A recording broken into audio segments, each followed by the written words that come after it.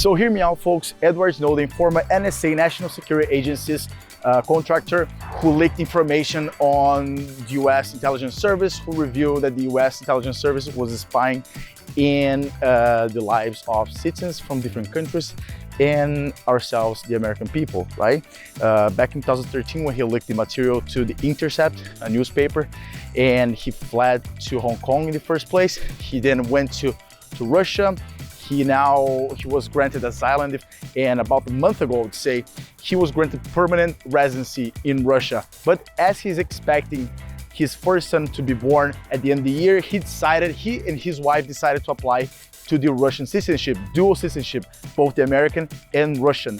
He did announce the intent of dropping the American citizenship because he dreams of one day being reunited to his family, coming back to the United States, bring back his son with him to have a normal life again. It depends to whom you ask, because Edward Snowden can be seen as a hero for some people, or as a villain for others. He was charged with theft of government material, property, and also with breach of espionage laws. So he's a very interesting character because with him, it raises the discussion of individual liberties and scope of the government, the size of the government.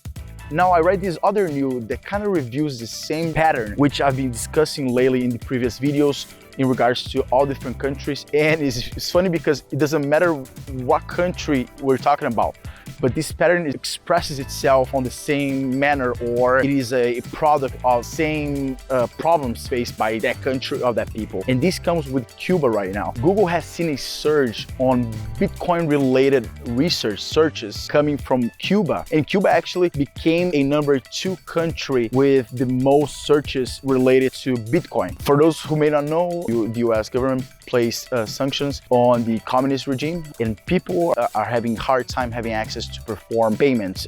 In this case, there is no PayPal availability in Cuba. So usually people that want to send money back to their families to the island from the US, for example, they're being encouraged to buy Bitcoin and sell it and send that to their families via the Remessas, which is an exchange in Cuba that people can exchange Bitcoin and cryptocurrencies.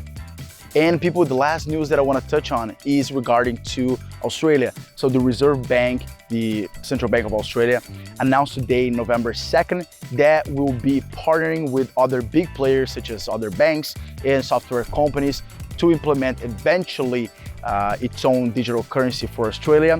And it's going to be based with Ethereum technology. And the Reserve Bank's Assistant Governor, Michelle Bullock, open quote, stated, "With this project, we are aiming to explore the implications of a CBDC for efficiency, risk management, and innovation in wholesale financial market transactions." And again, I know I've been talking to you about this all the time, but it's a phenomenon happening before our eyes. I know that right now, this is not materialized yet, but eventually in the future, we're gonna see a future where all central banks, economies will be having their own digital currencies. And thanks so much for walking with me today. It's a beautiful day here. I'll see you next time.